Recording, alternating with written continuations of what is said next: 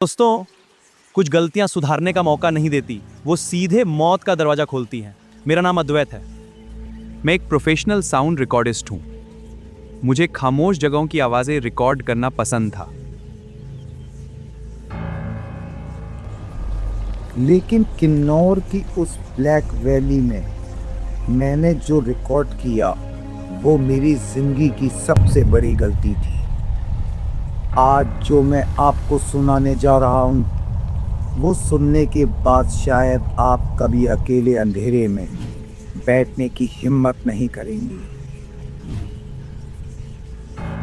मैं वहाँ के एक पुराने वीरान बौद्ध मठ के पास रुका था। वहाँ सन्नाटा इतना गहरा था कि मुझे अपनी ही धड़कन सुनाई दे रही थी।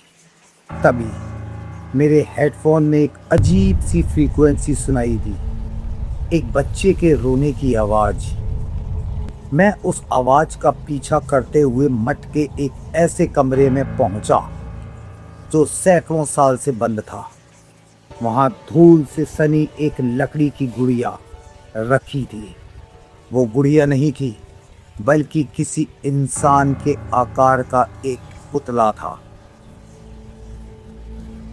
जिसके ऊपर असली इंसानी खाल चढ़ी हुई थी। उसकी आंखों की जगह दो काले छेद थे, लेकिन मुझे ऐसा लग रहा था वो छेद मुझे घूर रहे हों। काया नहीं, प्लीज मेरी जान, मुझे छोड़कर मत जाओ। अद्वैत, तुम मेरी दुनिया हो काया, बिना तुम्हारे मैं अधूरा हूँ। मैं तुम्हें कभी नहीं भूलूंगा।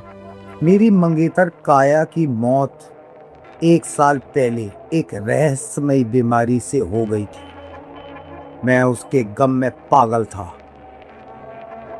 अचानक उस गुड़िया के फटे हुए होंठ हिले और एक ऐसी आवाज निकली जो सीधी मेरे दिमाग में गूंजी। अद्वैत, क्या तुम काया को फिर से छूना चाहते हो?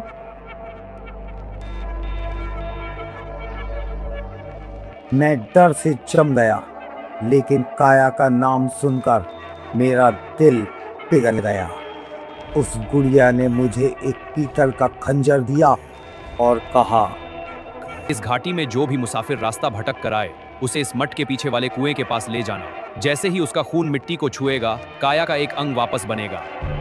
शुरुआत में मैंने सोचा ये वहम है, लेकिन जब एक भटकता हुआ टूरिस्ट वहां आया तो ना जाने मुझ पर क्या सवार हुआ।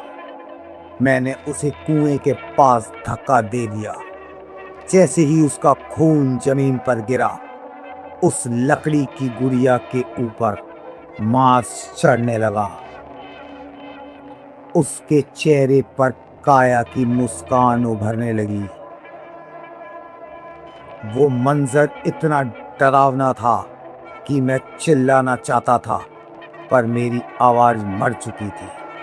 काया वापस तो आ रही थी, पर वो टुकड़ों में थी।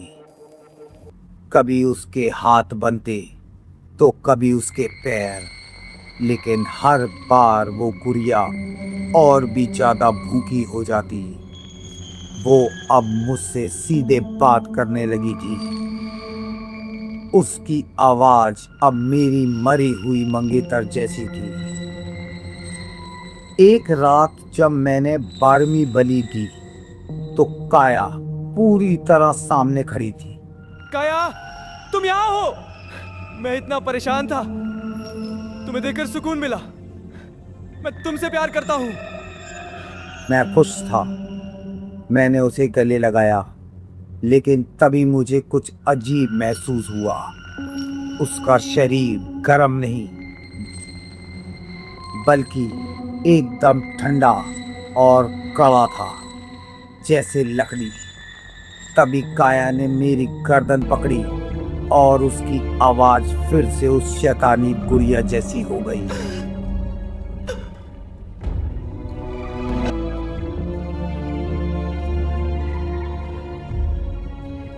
वो हंसी और बोली, मूर्ख, तूने क्या सोचा रूहें वापस नहीं आती? मैंने तो बस खुद को पूरा करने के लिए तुम्हारा इस्तेमाल किया। जो लोग तुमने मारे उनका मांस मेरे इस लकड़ी के ढांचे को ढकने के काम आया और अब मुझे इस चेहरे को थामने के लिए एक जिंदा धड़कन चाहिए। मैं भागने की कोशिश करने लगा, लेकिन उस कमरे का दरवाजा गायब हो चुका था। मैं एक टाइम लूप में फंस गया था। हर बार मैं भागता और फिर से उसी गुड़िया के सामने पहुंच जाता। तभी मेरी नजर उस पीतल के खंजर पर पड़ी। मुझे समझ आया कि ये खंजर दूसरों को मारने के लिए नहीं, बल्कि उस गुड़िया को खत्म करने के लिए था। जैसे ही मैं उसे मारने बढ़ा, उस गुड़िया ने अपना असली रूप दिखाया। वो 7 फुट ऊंची एक डरावनी राक्षसनी बन गई, जिसका चेहरा आधा काया का था और आधा उस सड़ी हुई लकड़ी का।